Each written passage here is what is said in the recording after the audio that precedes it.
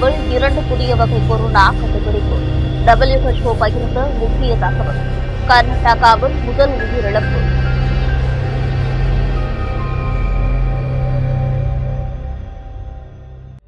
இந்தியாவில் 2 புதிய வகை கொரோனாக்கள் பரவி வருவது கண்டுபிடிக்கப்பட்டுள்ளது.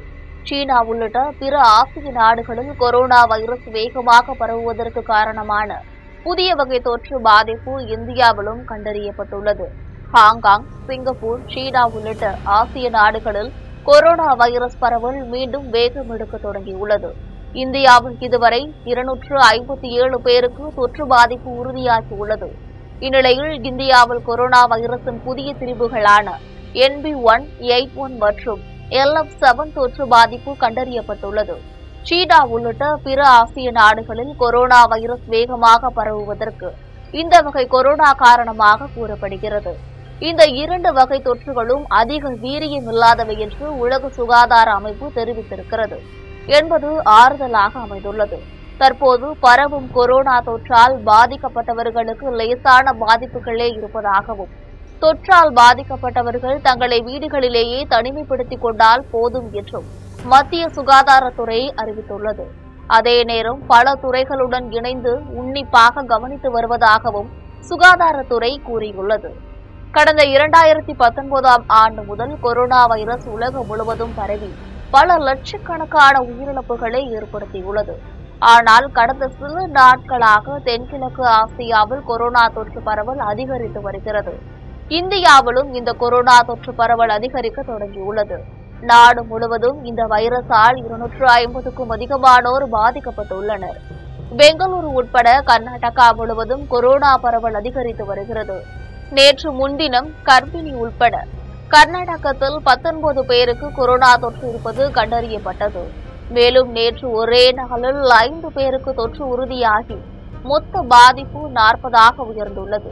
இந்த நிலையில் கொரோனா தொற்றால் பாதிக்கப்பட்டிருந்த பெங்களூரு புறநகரை சேர்ந்த ஒருவர் உயிரிழந்தது அதிர்ச்சியை ஏற்படுத்தியுள்ளது.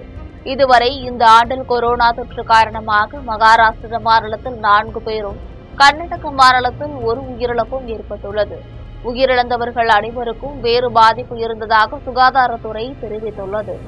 கொரோனா பரவல் தொடர்பாக மத்திய மருத்துவத்துறை செயலாளர் புண்ணியா சலிவா ஸ்ரீவாஸ்தவா தலைமையில் நடைபெற்ற கலந்தாய்வு கூட்டத்தில் தமிழ்நாடு, கேரளா, மகாராஷ்டிரா மற்றும் கர்நாடகா போன்ற மாநிலங்களில் கொரோனா பாதிப்பு அதிகரித்து வருவது குறித்து ஆலோசிக்கப்பட்டது. இந்த கூட்டத்தில் சுகாதார ஆராய்ச்சித்துறை செயலாளர், இந்திய மருத்துவ ஆராய்ச்சி கவுன்சில், தேசிய நோய் கட்டுப்பாட்டு மையம் ஆகியவற்றின் அதிகாரிகள் கலந்து கொண்டனர்.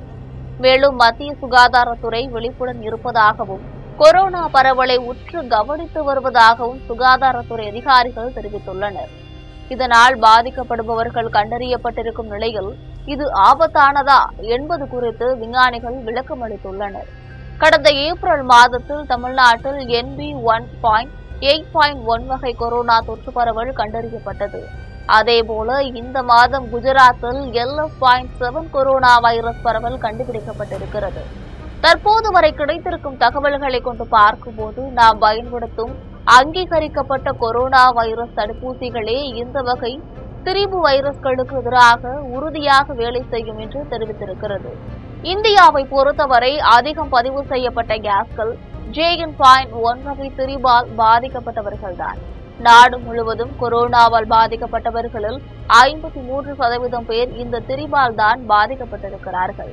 இதற்கடுத்து BA.2 திரிபு கொரோனா வைரஸால் 26% பேர் பாதிக்கப்பட்டிருக்கின்றனர்.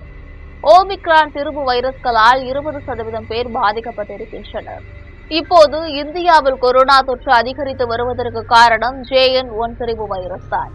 எனவே அச்சமடைய தேவையில்லை. வழக்கமாக மேற்கொள்ளப்படும் சில முன்னெச்சரிக்கை நடவடிக்கைகளை மேற்கொண்டாலே போதுமானதுதான். கைகளை அடிக்கடி சுத்தமாக கழுவுதல், மருத்துவமனைகள் அல்லது நெரிசலான இடங்களில் முகக்கவசம் அணிதல், தொற்று பாதிப்பு அறிகுறி இருந்தால் உடனடியாக மருத்துவரை அணுகுதல் ஆகியவற்றை பின்பற்ற வேண்டும் என்று இந்திய மருத்துவ சங்க ஜூனியர் டாக்டர்ஸ் நெட்வொர்க் அமைப்பின் தேசிய செய்தி தொடர்பாளர் டாக்டர் துருவ் சௌஹான் கூறியுள்ளார்.